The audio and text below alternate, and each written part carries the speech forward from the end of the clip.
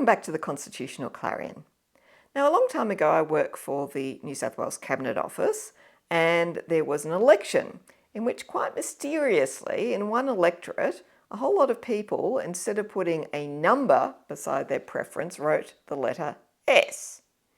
Now, eventually someone figured out that the reason was that the instructions on the ballot paper said something like, put the number 1 next to your first preference and then fill in the other numbers with a bracket around the S to indicate your other preferences.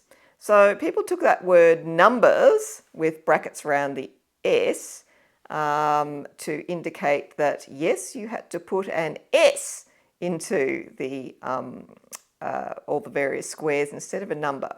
Now, it only happened in one electorate. Nobody really knows why. But the upshot of that was it taught me one thing, and that is that you have to be incredibly careful when you put instructions on ballot papers to ensure people actually understand how to do it properly, and your ballot paper has to be very clear in the way that you vote. So in this video, I'm going to look at the way we have organised our ballot papers in relation to referendums at the Commonwealth level.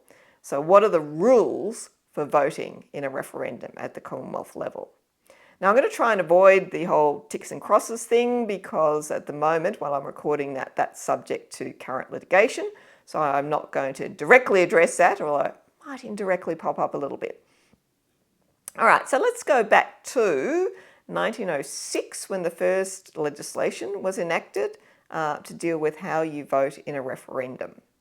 The initial ballot format was to have 2 boxes on the ballot paper, one next to the word yes and one next to the word no, and you just stuck a cross in whichever of those 2 options you preferred. The instructions said this: if he approves the proposed law, he should make a cross in the square opposite the word yes. If he does not approve of the proposed law, he should make a cross in the square opposite the word no. So an interesting aside here is that the cross was actually used as a form of positive indication of voting back in the early days of referendums. Now, that in itself is not terribly surprising because a cross was also used as a way for voting in elections, because at that time the electoral system was first past the post, and the way you did that was you just put a cross next to the name of the candidate that you wanted elected, and you didn't have to give any preferences at all, and so a cross was sufficient to do that. And the same in the Senate, although you had to put your cross next to however many candidates were going to be elected in that state, in that Senate election. So the cross was used as a positive way of choosing candidates in an election when no preferences were required. Now, that all worked fine until the electoral system was changed in 1918 to move to a preferential system. Now, that meant the voters had to put numbers instead of crosses on the ballot paper, and they had to fill in all the boxes. Now, you can see there's going to be a problem when an election is held at the same time as a referendum. That problem was identified by the Attorney General, John Latham, in 1928 before the 1928 referendum was going to be held. And so he decided to put in extra savings provisions in order to deal with it.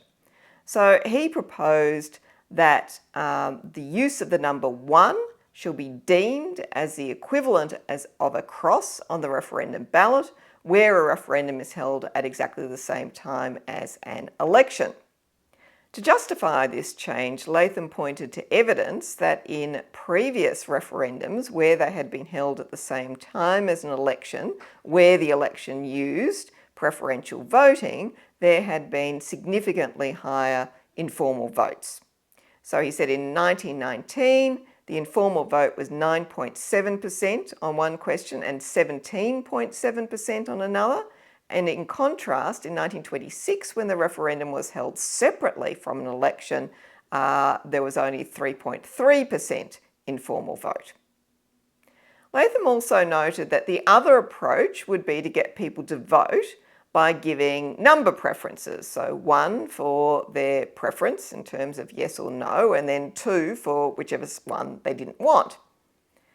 He noted that there would be a real problem, however, if you just got people to put number 1 next to the box that they preferred, because they were being told in their election to fill in every box. And if you just allowed them to fill one box in on the referendum ballot paper, this would lead to confusion and again to informal votes.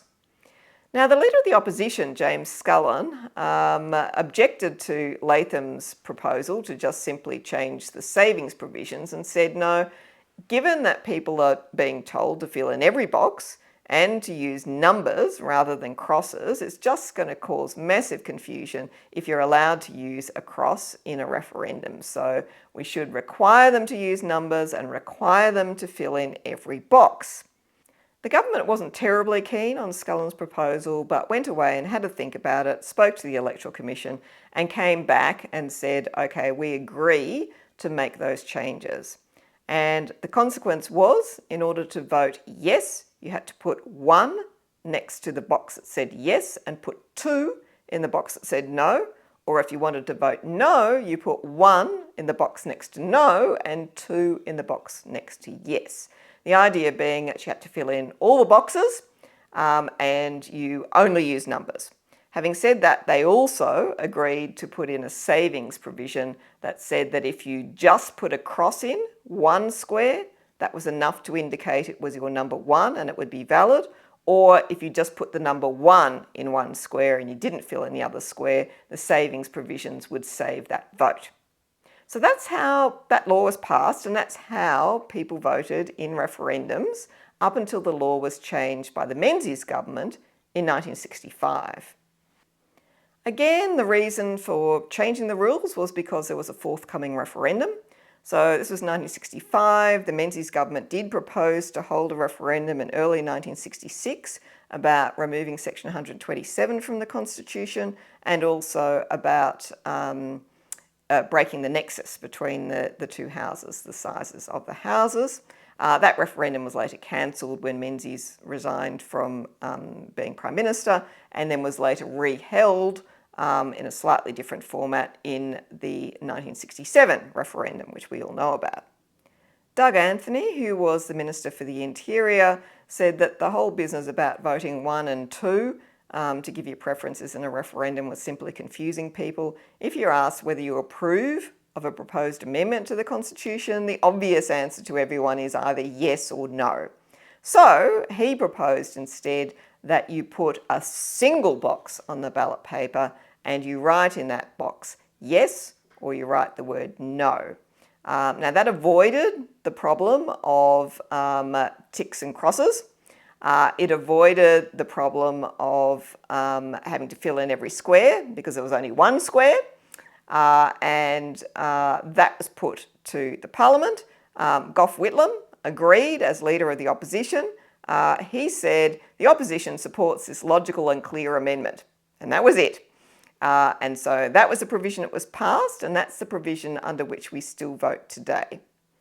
Interestingly, in the Senate debate on it, Senator McKenna observed that there are always problems in changing to a new system, and that, quote, electors will do things none of us would ever conceive if we thought about it from now until referendum day. They will do the most extraordinary things, he said. Well, he's right when you consider voters that put the letter S in instead of a number in their ballot papers. So the 1965 amendment changed it. Here's what it said. It says, in relation to voting, if he, the voter, approves the proposed law, he does so by writing the word yes in the space provided on the ballot paper, or if he does not approve the proposed law, he does so by writing the word no in the space provided. That's the system we have now. It's been there since 1965. It's not being cooked up just for this particular occasion. It was in fact put there by the Menzies government and seems to have worked pretty well since.